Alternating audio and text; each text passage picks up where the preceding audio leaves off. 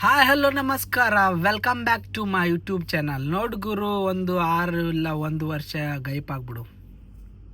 ಯಾರಿಗೂ ಕೂಡ ನೀನು ಕಾಣೆ ಆಗ್ಬಿಡು. ನೀನು ಒಂದು 6 ಇಲ್ಲ 1 ವರ್ಷ ಕಾಣೆ ಆಗ್ಬಿಡು. ಕಾಣೆ ಆಗಿ ಏನು ಮಾಡಬೇಕು ಗೊತ್ತಾ? ನಿನ್ನ ಗುರಿ ಹುಡುಕಬೇಕು. ನಿನ್ನ ನೋಡಿ ನಗ್ತಾ ಇದ್ರಲ್ಲ, ಅವರ ಎದುರುಗಡೆ ಗೆದ್ದು ತೋರಿಸ್ಬೇಕು. ನೀನು ಕಾಣೆ ಆಗ್ಬಿಡು. ಅದರಲ್ಲಿ ಏನು ಕೆಲಸ ಮಾಡ್ತಾ ಇದೆಯಾ, ಓದ್ತಾ ಇದೆಯಾ, ಏನೋ ಒಂದು ಜಾಬ್ ತಗೋಬೇಕಂತ ಇದೆಯಾ, ಅದರಲ್ಲಿ ಮಗ್ನವಾಗ್ಬಿಡು. ನುಗ್ಗು. ಯಾವುದಕ್ಕೂ ಕೂಡ ತಲೆ ಕೆಡಿಸ್ಕೊಳ್ಬೇಡ ಗುರು. ನಮ್ಮ ಜೀವನ ಗುರು, ಇದು ರೂಪಿಸ್ಕೊಳ್ಬೇಕಾಗುತ್ತೆ. ಯಾರ ಮೇಲೂ ಕೂಡ ನಂಬಿಕೆ ಇಡಬೇಡ, ಯಾರನ್ನೂ ಕೂಡ ನಂಬಬೇಡ, ಯಾರ ಮೇಲೂ ಕೂಡ ಅವಲಂಬನೆ ಆಗಿರಬೇಡ. ನಮ್ಮ ಜೀವನ ನಾವು ರೂಪಿಸ್ಕೊಳ್ಬೇಕಾಗುತ್ತೆ. ನಿಮಗೆ ಗೊತ್ತೊಂದು ಮಾತು ಹೇಳೋಕ್ಕೆ ಇಷ್ಟಪಡ್ತೀನಿ. ಗೊತ್ತು, ನಾನು ವಿದೇಶಕ್ಕೆ ಬರಬೇಕಂತ ಹೇಳಿ ಒಂದು ವಿಚಾರ ಮಾಡಿದಾಗ ಕೆಲವೊಂದು ಜನರಲ್ಲಿ ಏನು ಹೋಗಿ ಬಂದಿರ್ತಾರೆ, ವಿದೇಶಕ್ಕೆ ಎಕ್ಸ್ಪೀರಿಯನ್ಸ್ ಆಗಿರ್ತಾರೆ, ಅವರ ಹತ್ರ ಹೋಗಿದ್ದೆ ನಾನು. ನನಗೆ ಯಾವುದೇ ರೀತಿಯಾದಂಥ ಐಡಿಯಾ ಇಲ್ಲ. ಸ್ವಲ್ಪ ನೀವು ಹೋಗಿ ಬಂದಿದ್ದೀರಾ ಅಂತಂದರೆ ಸಹಾಯ ಮಾಡಬಹುದಾ ಅಂಥೇಳಿ ಅವ್ರ ಹತ್ರ ನಾನು ಕೇಳ್ಕೊಳ್ಳೋಕ್ಕೆ ಹೋಗಿದ್ದೆ. ಆದರೆ ಯಾರು ಕೂಡ ನನಗೆ ಸಹಾಯ ಮಾಡಿಲ್ಲ. ಮಾಡಿರ್ತಕ್ಕಂಥದ್ದು ನಮ್ಮ ಗೆಳೆಯರು ಸಹಾಯ ಮಾಡಿದ್ದಾರೆ. ಅದಕ್ಕೆ ಹೇಳೋದು, ನಾನು ನಿಮಗೆ ತಿಳಿಸ್ಕೊಟ್ಟೆ. ನಾನು ಯಾವ ಕೆಲಸಕ್ಕೆ ಸೆಲೆಕ್ಟ್ ಆಗಿದ್ದೆ, ಯಾವ ಕೆಲಸ ಪಡ್ಕೊಂಡೆ, ಯಾವ ರೀತಿ ನನ್ನದೇ ಆಗಿರ್ತಕ್ಕಂಥ ನನ್ನ ಕೆಲಸದಲ್ಲಿ ನನ್ನದೇ ಹಾನೆಸ್ಟಿಯಾಗಿ ಹಾರ್ಡ್ ವರ್ಕ್ ಮಾಡಿ ಒಳ್ಳೆಯ ದಾರಿಯಲ್ಲಿ ಕೆಲಸ ಮಾಡ್ತಾ ಹೋದಾಗ ನಮ್ಮ ಕಂಪನಿಯನ್ನೇ ನಮ್ಮನ್ನು ಗುರುತಿಸುತ್ತೆ. ಅರ್ಥ ಆಯ್ತಾ? ಜನ ಹೇಳ್ತಾರೆ ಅಷ್ಟು ಕೂಡ ಒಳ್ಳೇದು ಮಾಡಿದರೆ ಒಳ್ಳೇದಲ್ಲ ಅಂಥೇಳಿ. ನಂಬಿಕೆ ಇಟ್ಕೊಂಡು ಇರು ನಿನ್ನ ಮೇಲೆ ನೀನು. ಯಾಕಂತಂದರೆ ನೀನು ಯಾವುದೋ ಒಂದು ಕೆಲಸದಲ್ಲಿ ಒಳ್ಳೆತನದಲ್ಲಿ ಹಾನೆಸ್ಟಾಗಿ ಕೆಲಸ ಮಾಡ್ತಾ ಇದೀಯ ಅಂತಂದರೆ ಯಾರಿಗೂ ಕೂಡ ಹೆದರುವ ಅವಶ್ಯಕತೆ ಇಲ್ಲ. ನೀನು ಕಳುವು ಮಾಡ್ತಾ ಇದೀಯಾ ಅಥವಾ ನೀನು ಕೆಲಸದಲ್ಲಿ ಸರಿಯಾದಂಥ ಕೆಲಸ ಮಾಡ್ತಾ ಇಲ್ಲ ಅಂದರೆ ನೀನು ಇನ್ನೊಬ್ಬರ ಬಗ್ಗೆ ತಲೆ ಕೆಡಿಸ್ಕೊಳ್ತೀಯ, ಇನ್ನೊಬ್ಬರಿಗೆ ಹಂಚ್ಕೊಂಡಿರ್ತೀಯ. ಹಾಗಾಗಿ ನಿನ್ನ ಒಳ್ಳೆತನದಲ್ಲಿ ನಿನ್ನ ಕೆಲಸದ ಎಷ್ಟು ನಿನ್ನ ಹತ್ರ ಪವರ್ ಇದೆ ಅಷ್ಟು ಕೂಡ ಆ ಪವರಲ್ಲಿ ಕೆಲಸದಲ್ಲಿ ತೋರಿಸು. ಎಷ್ಟೋ ಜನ ಹೇಳ್ತಾರೆ, ರಿಸ್ಕ್ ತೊಗೊಂಡು ಏನು ಮಾಡೋದು ಬೇಕು ಗುರು, ಕೆಲಸ ಮಾಡ್ತಾಯಿದ್ದೀವಿ ಎಲ್ಲರ ಹಾಗೆ, ಹೆಂಗೆ ಮಾಡ್ತಾಯಿದ್ದಾರೆ ಹಾಗೆ ಮಾಡೋದು, ಕೆಲಸ ಮಾಡ್ಕೊಂಡು ಹೋಗೋದು. ನಾವು ಎಲ್ಲರ ಹಾಗೆ ಅಲ್ಲ, ನಮ್ಮ ಜೀವನನೇ ಡಿಫ್ರೆಂಟು. ಎಲ್ಲರ ಹಾಗೆ ನಾವೇ ಜೀವಿಸ್ತಾ ಇದ್ದರೆ ನಮಗೂ ಅವರಿಗೂ ವ್ಯತ್ಯಾಸವೇನಿದೆ? ಹಾಗಾಗಿ ಜೀವನದಲ್ಲಿ ಏನಾದರೂ ಪಡ್ಕೊಳ್ಬೇಕಾಗಿದೆ ಅಂತಂದರೆ ನಮಗೆ ನಮ್ಮ ಎದುರುಗಡೆ ಶತ್ರುಗಳು ಬರ್ತಾರೆ, ನಮ್ಮನ್ನು ಹೆದರಿಸುತ್ತಾರೆ, ನಮ್ಮ ಕಾಲೆಳೆಯುತ್ತಾರೆ, ನಮಗೆ ಆದಂಥ ಪ್ರಾಬ್ಲಮ್ಸ್ ಬರುತ್ತೆ, ನಮ್ಮ ಬಗ್ಗೆ ನೆಗೆಟಿವ್ ಮಾತಾಡ್ತಾರೆ, ಸುತ್ತಮುತ್ತ ಜನ ಕೂಡ ವಿರೋಧಿಸ್ತಾರೆ. ತಲೆ ಕೆಡಿಸ್ಕೊಳ್ಳೋದು ಬೇಡ. ನಮ್ಮದು ಒಂದೇ ದಾರಿ, ನಮ್ಮ ಗುರಿ ಮುಟ್ಟುವುದು. ನಮ್ಮ ಗುರಿ ಯಾವ ರೀತಿ ಮುಟ್ಟಬೇಕು ಅದು ನಮಗೆ ಮಾತ್ರ ಗೊತ್ತಿರಬೇಕು. ಇನ್ನೊಬ್ಬರಿಗೆ ತಿಳಿಸಿಕೊಡುವುದು ಕೂಡ ತಪ್ಪು. ಅರ್ಥ ಆಯ್ತಾ? ಎಷ್ಟು ಕೆಟ್ಟ ಘಟನೆಗಳನ್ನು ನಡೀತಾ ಇದೆ ನೋಡಿ ಸಮಾಜದಲ್ಲಿ. ಯಾವುದು ಕೂಡ ಓಪನ್ ಮಾಡಿ ಅವ್ರು ಕೊಂದರು, ಹುಡುಗಿ ಕೊಂದರು, ಆ ಹುಡುಗಿಗೋಸ್ಕರ ಈ ಹುಡುಗ ಅವನನ್ನು ಕೊಂದ, ಆ ಹುಡುಗ ಈ ಹುಡುಗಿಗೋಸ್ಕರ ಅವರ ಫ್ಯಾಮಿಲಿಗೆ ಕೊಂದ್ರು ಬಿಟ್ಟರು. ಏನು ಘಟನೆ ನಡೀತಾ ಇದೆ ನೋಡಿ. ಸತ್ಯವಾಗಿ ಬಹಳ ಒಂದು ಕೆಟ್ಟ ಘಟನೆ ನಡೀತಾ ಇದೆ.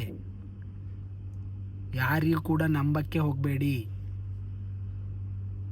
ಹಾಗಾಗಿ ಬಟ್ ಒಂದು ವಿಷಯ ಏನಂತಂದರೆ, ನಾವಾಗಿ ಒಳ್ಳೆತನ ಇದ್ದಿತ್ತಂದರೆ ನಮಗೆ ಕೆಟ್ಟದ್ದು ಬಯಸೋರು ಕೂಡ ನಮಗೆ ಒಂದು ಒಳ್ಳೆಯ ಆಶೀರ್ವಾದ ಕೊಡ್ತಾರೆ. ನಾವು ಒಳ್ಳೆಯವರಾಗಿದ್ದಾಗ ಆ ಎದುರು ಇರ್ತಕ್ಕಂಥ ವ್ಯಕ್ತಿ ಕೆಟ್ಟದಾಗಿದ್ದರೂ ಕೂಡ ಅವನು ನಮಗೂ ಕೂಡ ಒಳ್ಳೆಯದನ್ನೇ ಬಯಸೋಕ್ಕೆ ಅವನ ಮನಸ್ಸನ್ನು ಹೇಳಿರುತ್ತೆ. ಮೇನ್ ಇಂಪಾರ್ಟೆಂಟ್ ಏನಂತಂದರೆ ನಮ್ಮ ಜೀವನದಲ್ಲಿ ಡಿಸಿಪ್ಲಿನ್ ಇಂಪಾರ್ಟೆಂಟು. ನಮ್ಮ ಜೀವನ ಹೇಗೆ ರೂಪಿಸ್ಕೊಳ್ಬೇಕು ಅದು ನಮ್ಮಿಂದ ನಾವು ಕಲಿಬೇಕು, ಇನ್ನೊಬ್ಬರಿಂದಲ್ಲ. ಯಾವುದೋ ಒಂದು ನಮಗೆ ನಮಗೆ ಸರಿ ಅನಿಸುತ್ತೆ, ಯಾರೋ ಒಂದು ಮಾತು ಹೇಳ್ತಾ ಇದ್ದಾರೆ ಅಂತಂದರೆ ಆ ಮಾತನ್ನು ರೂಢಿಸಿಕೊಳ್ಬೇಕು ಜೀವನದಲ್ಲಿ. ಸತ್ಯವಾಗಿ ಸಮಾಜದಲ್ಲಿ ಏನೇನು ನಡೀತಾ ಇದೆ ದಿನಾಲೂ ನೀವು ಕೂಡ ಸೋಷಿಯಲ್ ಮೀಡಿಯಾ ಮುಖಾಂತರ ತಿಳ್ಕೊಳ್ತಾ ಇದ್ದೀರಾ. ಆದರೂ ಕೂಡ ನೀವು ಎಚ್ಚೆತ್ತುಕೊಳ್ತಾ ಇಲ್ಲ ಅಂತಂದರೆ ಅದು ದೊಡ್ಡ ತಪ್ಪು, ದೊಡ್ಡ ನಮ್ಮ ತಪ್ಪೇ ಆಗಿರುತ್ತೆ. ಹೇಗೆ ನಡೀತಾ ಇದೆ ಜೀವನ, ಯಾವ ರೀತಿ ಸಾಗ್ತಾ ಇದೆ ಅರ್ಥ ಆಗ್ತಾ ಇದೆಯಲ್ಲ. ಎಲ್ಲರೂ ಕೂಡ ಇವಾಗ ಸ್ವಲ್ಪ ಇದ್ದರೂ ಕೂಡ ಎಲ್ರಿಗೂ ತಿಳಿವಳಿಕೆ ಜಾಸ್ತಿ ಆಗಿದೆ. ಈಗಿನ ಸಮಾಜದಲ್ಲಿ ನಮ್ಮನ್ನು ಕಂಡ್ರೆ ಅವರಿಗೆ ಆಗಲ್ಲ, ಅವರನ್ನು ಕಂಡ್ರೆ ನಮಗೆ ಆಗಲ್ಲ. ಅವರೇನೋ ಮಾಡ್ತಾಯಿದ್ದಾರೆ ಅಂಥೇಳಿ ಅಂದರೆ ನಾನು ಮಾಡಬೇಕು. ಕಾಂಪಿಟೇಷನ್ ಪರವಾಗಿಲ್ಲ, ಕಾಂಪಿಟೇಷನ್ ಇರಬೇಕು, ಆದರೆ ಒಂದು ಒಳ್ಳೆತನದಲ್ಲಿ ಕಾಂಪಿಟೇಷನ್ ಮಾಡಬೇಕು, ಒಳ್ಳೆ ರೀತಿ ಕಾಂಪಿಟೇಟರ್ ಕೊಡಬೇಕು. ಜೀವನದಲ್ಲಿ ಬೆಳಿಬೇಕಾಗಿದೆ ಅಂತಂದರೆ ನಮಗೆ ಕಾಂಪಿಟೇಟರ್ ಇರಲೇಬೇಕು. ಇಲ್ಲಾಂದರೆ ನಾವು ಅಷ್ಟರ ಮಟ್ಟಿಗೆ ಮೂವ್ ಆನ್ ಆಗ್ತಾ ಇರ್ತೀವಿ. ನಮ್ಮ ಎದುರುಗಡೆ ಕಾಂಪಿಟೇಟರ್ ಆಗಿ ಬಂದಾಗ, ನಮ್ಮ ಎದುರುಗಡೆ ವಿರೋಧಿ ಬಂದಾಗ ಅವನಿಗೆ ಮೀರಿಸುವ ಹಾಗೆ ನಾವು ಇನ್ನೂ ಛಲದಿಂದ ಕೆಲಸ ಮಾಡಲಿಕ್ಕೆ ಒಂದು ಹುಮ್ಮಸ್ಸು ಬರುತ್ತೆ. Where is enemy we can fight them. ಅರ್ಥ ಆಯ್ತಾ? ಇವಾಗ ನನ್ನದೇ ಒಂದು ವಿಷಯ ಹೇಳ್ತೀನಿ ನಿಮಗೆ. ಯೂಟ್ಯೂಬ್ ಚಾನಲ್ ಕ್ರಿಯೇಟ್ ಮಾಡೀನಿ ಅಂತ ಹೇಳಿದೆ, ನಿಮಗೂ ಕೂಡ ಸಪೋರ್ಟ್ ಮಾಡಿ ಅಂತ ಹೇಳಿದ್ದೆ. ನೀವು ಕೂಡ ನನಗೆ ಸಹಾಯ ಮಾಡ್ತಾ ಇದ್ದೀರಾ, ಅಂದರೆ ಸಪೋರ್ಟ್ ತೋರಿಸ್ತಾ ಇದ್ದೀರಾ. ಅದಕ್ಕೆ ನಾನು ಚಿರಋಣಿ ಆಗ್ತೀನಿ. ಎಷ್ಟೋ ಜನ ಕೂಡ ನನ್ನ ಬಗ್ಗೆ ಕೆಟ್ಟದಾಗಿ ಕೂಡ ಮಾತಾಡ್ತಾ ಇದ್ದಾರೆ. ಅವನಿಗೆ ಏನು ಕೆಲಸ ಇಲ್ಲ, ಓನ್ಲಿ ವಿಡಿಯೋ ಮಾಡ್ತಾ ಇದ್ದಾನೆ, ಸೇಮ್ ಮಾತು ಹೇಳ್ತಾ ಇದ್ದಾನೆ, ಹಾಗೆ ಹೀಗೆ ಅಂಥೇಳಿ. ಕೆಲವೊಬ್ಬರು ಸಜೆಷನ್ ಮಾಡ್ತಾ ಇದ್ದಾರೆ, ನೀನು ಈ ರೀತಿ ವಿಡಿಯೋ ಮಾಡಬೇಡ, ಬೇರೆ ರೀತಿ ಮಾಡು, ಹಾಗೆ ಹೀಗೆ ಅಂಥೇಳಿ. ನಾನು ಎಲ್ಲರ ಒಂದು ವಿಷಯಗಳನ್ನು ಒಳ್ಳೆಯದನ್ನದು ತಗೋತಾ ಇದ್ದೀನಿ, ಕೆಟ್ಟದ್ದು ಬಿಡ್ತಾ ಇದ್ದೀನಿ. ಅವರಿಗೆ ವಿರೋಧಿಸ್ತಾ ಇಲ್ಲ. ಯಾಕೆ? ಅವರಿಗೆ ಆದಂಥ ಮಾತಾಡುವ ಹಕ್ಕಿದೆ, ಅವರು ಮಾತಾಡ್ತಾರೆ. ಅವ್ರು ಹಾಗಂತ ಇದ್ದಾರೆ, ಹೀಗಂತಾರೆ ಅಂಥೇಳಿ ನಾನು ವಿಡಿಯೋ ಮಾಡೋದು ಬಿಡ್ತಾ ಇಲ್ಲ. ಯಾಕಂದರೆ ನನಗೆ ಗೊತ್ತು ನಾನು ಏನಿದ್ದೀನಿ, ನನಗೆ ಗೊತ್ತು ನಾನು ಏನು ಮಾಡಬೇಕಂತ ಹೊರಟೀನಿ, ನನಗೆ ಗೊತ್ತು ಮುಂದಿನ ದಿನದಲ್ಲಿ ಏನು ಮಾಡ್ತಾ ಇರ್ತೀನಿ, ಏನು ಮಾಡಿರ್ತೀನಿ ಅಂಥೇಳಿ. ಅದಕ್ಕೋಸ್ಕರ ಎಲ್ಲರ ಒಂದು ಮಾತುಗಳನ್ನು ಕೇಳ್ತೀನಿ. ಆದರೆ ಒಳ್ಳೇದು ಯಾವ ಮಾತುಗಳು, ಯಾವ ಥಾಟ್ ಇದೆ ಅದನ್ನು ಮಾತ್ರ ತೊಳ್ಕೊಳ್ತೀನಿ. ಯಾವ ನಮಗೆ ಸಂಬಂಧಪಟ್ಟಿಲ್ಲ ಅದನ್ನು ಬಿಡ್ತೀನಿ. ಫಿನಿಶ್. ಅದನ್ನು ಬಿಟ್ಟು ಏನು ಮಾಡೋಕ್ಕಾಗುತ್ತೆ? ಅವ್ರ ಜೊತೆ ಜಗಳ ಆಡಬೇಕಾ? ಯೂಸ್ ಇಲ್ಲ. ಒಳ್ಳೇದು ಬಯಸ್ತಾ ಇದ್ದಾರೆ ಅಂದರೆ ಒಳ್ಳೇದು ನಾವು ತೊಗೊಳ್ಬೇಕು, ಕೆಟ್ಟದ್ದು ಬಯಸ್ತಾ ಇದ್ದಾರೆ ಅಂದರೆ ಬಿಡಬೇಕು. ಯಾಕಪ್ಪ ನೀನು ನನ್ನ ಬಗ್ಗೆ ಹಿಂಗೆ ಅದು ಸಂಬಂಧ ಇಲ್ಲ ನಮಗೆ. ಅಂಥದ್ರಕ್ಕೆಲ್ಲ ಟೈಮ್ ಕೊಡೋಕ್ಕೆ ನಮಗೆ ಸಮಯನೇ ಇಲ್ಲ ನಮ್ಮ ಹತ್ರ. ಅರ್ಥ ಆಯ್ತಾ? ಹಾಗಾಗಿ ಯಾವುದಕ್ಕೂ ಕೂಡ ತಲೆ ಕೆಡಿಸ್ಕೊಳ್ಬೇಡಿ. ಜನ ನಗ್ತಾರೆ ಗುರು, ಪಕ್ಕ ನಗ್ತಾರೆ. ಈ ನನ್ನ ಬಗ್ಗೆನೇ ಎಷ್ಟೋ ಜನ ಮಾತಾಡ್ತಾ ಇರ್ತಾರೆ, ವಿಡಿಯೋ ಮಾಡ್ತಾ ಇದ್ದೀಯಾ, ಹಾಗೆ ಹೀಗೆ, ಏನಪ್ಪ ನೀನು ಏನು ವಿಡಿಯೋ ಅಂತ ಕೆಲಸ ಮಾಡ್ತಾ ಇದೀಯಾ, ಅಥವಾ ವಿಡಿಯೋನೇ ಮಾಡ್ಕೊಂಡು ಕೊಡ್ತಾ ಇದೀಯಾ? ಕೆಲವೊಬ್ಬರು ಜನ ಅಂತಾರೆ, ನೀನು ಮಾಡ್ತಕ್ಕಂಥ ವಿಡಿಯೋದಲ್ಲಿ ಒಂದು ಮೀನಿಂಗ್ಫುಲ್ ಇದೆ, ಅದು ನಮಗೆ ಉಪಯೋಗ ಆಗ್ತಾ ಇದೆ, ಉಪಯೋಗಿಸ್ಕೊಳ್ತಾ ಇದ್ದೀವಿ ಅಂತ ಹೇಳ್ತಾರೆ. ಕೆಲವೊಂದು ಜನ ಹೇಳ್ತಾರೆ, ಹಾಗೆ ಮಾಡಬೇಡ, ವಿಡಿಯೋ ಬೇರೆ ಥರ ಮಾಡು, ಬೇರೆ ಥರ ನಿನ್ನನ್ನು ಜನರಿಗೆ ಹತ್ತಿರ ಆಗ್ತೀಯಾ ಅನ್ನೋದು. ಎಲ್ರಿಗೂ ಕೂಡ ಎಸ್ ಅನ್ನೋದು. ಬಟ್ ನಾನೇನು ಮಾಡಬೇಕಂತ ಇದ್ದೀನಿ ಅದು ನನಗೆ ಗೊತ್ತು, ನಾನು ಮಾಡ್ತಾ ಇರ್ತೀನಿ. ಈಗ ಅವರಿಗೆ ವಿರೋಧಿಸಕ್ಕೆ ಆಗಲ್ಲ, ವಿರೋಧ ಮಾಡೋಕ್ಕೆ ಹೆಂಗಾಗುತ್ತೆ? ಅವರ ಒಂದು ವಾಕ್ ಸ್ವತಂತ್ರ, ಅವರ ಮಾತಾಡುವ ಹಕ್ಕಿದೆ, ಆಡ್ತಾರೆ. ಅವರ ಒಂದು ಒಪಿನಿಯನ್ ಇದೆ, ಅವರು ಹೇಳ್ಕೊಡ್ತಾರೆ. ಅದ್ರ ಬಗ್ಗೆನೇ ವಿಚಾರ ಮಾಡ್ಕೊಂಡು ಕುಂತಾದಾಗ, ಅವರ ಬಗ್ಗೆನೇ ವಿಚಾರ ಮಾಡ್ಕೊಂಡು ಕುಂತಾಗ, ಆದರೆ ಅಂತಂತಂದರೆ ನನ್ನ ಜೀವಕ್ಕೆ ನನಗೇನು ಬೆಲೆ? ಹಾಗಾಗಿ ಅದಕ್ಕೂ ಕೂಡ ನೀವು ತಲೆ ಕೆಡಿಸ್ಕೊಳ್ಬೇಡಿ. ನೀವು ಮಾಡಬೇಕೇನಂತ ಇದ್ದೀರಾ ಮಾಡ್ತಾ ಇರಿ, ಸಮಯ ಇಲ್ಲ ಇವಾಗ.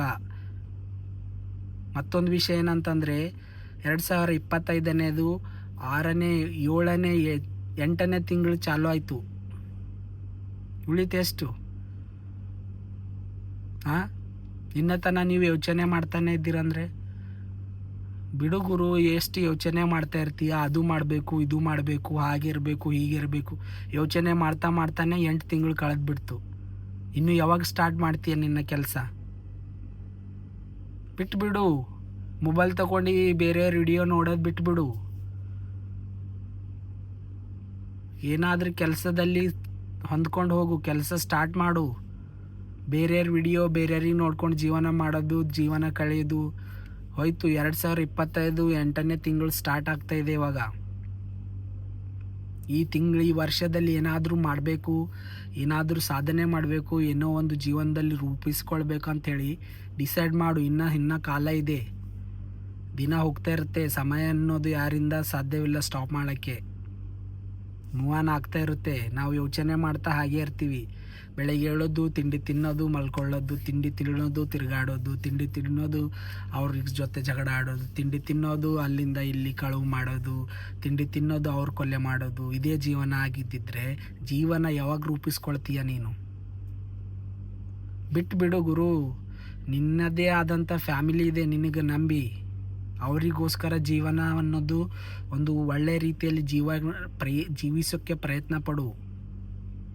ಈ ಮಾತು ಯಾಕೆ ಹೇಳ್ತಾ ಇದ್ದೀನಿ ಅಂತಂದರೆ, ಸಮಾಜದಲ್ಲಿ ದಿನಾಲೂ ನಾವು ನೋಡ್ತಕ್ಕಂಥ ಏನು ಸೋಷಿಯಲ್ ಮೀಡಿಯಾದಲ್ಲಿ ಏನು ಆಗ್ತಾಯಿದೆ ದಿನಾಲೂ ನೋಡ್ತಾ ಇದ್ದೀವಿ.